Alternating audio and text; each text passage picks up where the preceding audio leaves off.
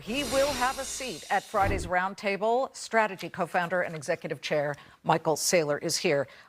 You should have the most prominent chair, the one with the armchair with the arms on it, because your company owns more Bitcoin than any other company. What, about 500,000 tokens? Yeah, about 2.4% of the worldwide supply, 500,000. Let's just get your view, because everybody's dying to know about the summit and what they think is going to be announced. How do you think this crypto reserve will be financed?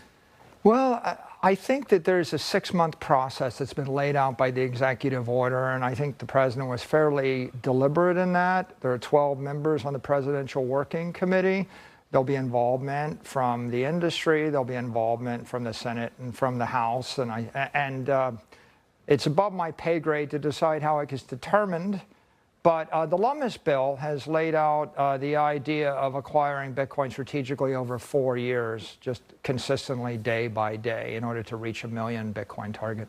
Okay, the government has 200,000 Bitcoin, as I understand it. We equal about 17 billion at today's prices. So to get up there, how they would have to purchase Bitcoin, right? So as the government purchases these Bitcoin and other tokens, what is that going to do to the price? I mean, supply goes down, the price goes up? Well, the most responsible thing would be to go slow and steady and deliberate with clear telegraphing and transparency, so that the real key about Bitcoin is for people to understand that it's digital property. It's a savings account that empowers every single American to save their wealth and preserve it over time. And so what the government can do is to give clarity to the asset class and confidence to every American citizen, so they know they have an alternative to gambling and the stock market. I know you said that it's above your pay grade to decide, but you are allowed an opinion. Do you think taxpayer money should be used to purchase these tokens and coins to fill the reserve? Well, I think the way to think about the industry is there's digital commodities, that's Bitcoin, an asset without an issuer. There's digital currencies like the stable coins. That's really important for US dollar supremacy and digital commerce. There are digital securities like tokenized stocks and bonds that will actually provide a capital efficiency and globalization for American securities. And then there are digital tokens, assets with issuers that provide digital utility that are very interesting and compelling. Their role is capital creation for the small and mid-sized companies that are blocked from the capital markets right now. I think that it's wise to capitalize a country or a company on a commodity, an asset without an issuer, something like a property. You could buy oil. Bitcoin is a commodity. I think that XRP is attached to a company, Ripple. I think that those are tokens, and we should have a regulatory framework to allow them to be issued, because... Issued, but in the reserve? Should they be in the reserve? I think the emerging consensus in the industry is that Bitcoin should be the element in a strategic reserve over the long term for the country. But if you wanted to support various investments in a sovereign wealth fund, that would be up to the executive branch. Okay, so let's be clear. I'm hearing you say the reserve fund should really have the tested one, and that is Bitcoin, and not Solana or Cardano or Solana. And the important thing to keep in mind is Bitcoin is the one universally agreed upon foundational asset in the entire crypto economy, because it's the asset without an issuer. It's neutral. 99% of the energy and the capital has flown into that one. But I want to be clear that the U.S. has the opportunity to be the leader in digital assets if they have a progressive framework that supports currencies, securities, and tokens as well. Michael, let me play devil's advocate, because I support any choice of, if people want to buy Bitcoin. I never understood why the Gary Gensler SEC was so virulently and vehemently against it.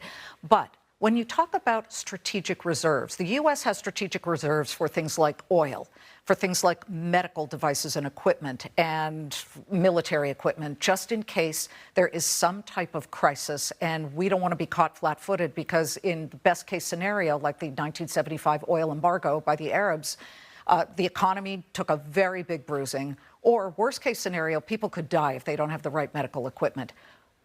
Who's going to die without Bitcoin? My point is there are a lot of people who are saying, why do we need this? You know, the most important thing to understand is that we bought 75% of this nation with about $40 million. So the United States expanded west. We bought Louisiana, we bought California, we bought Texas, we bought Alaska. It's property.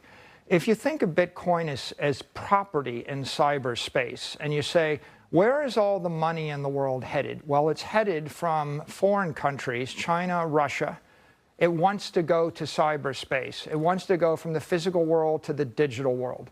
So if you think about Bitcoin as cyberspace, then the logic behind a Bitcoin strategic reserve is not so much you're storing up Bitcoin, it's really that you're taking control of planting the flag in cyberspace, because the digital economy is going to be capitalized on Bitcoin. And if you get there first, before the AIs, before the foreigners, before the Europeans, the Africans, the South Americans, the Russians, and the Chinese, the U.S. can own it and benefit from it. And I'm just really interested to know, what would you say to the Bitcoin real believers, the real early acolytes who loved it because it doesn't attach itself to any government? And now the government, the U.S. government, is going to be buying it if this does get approved.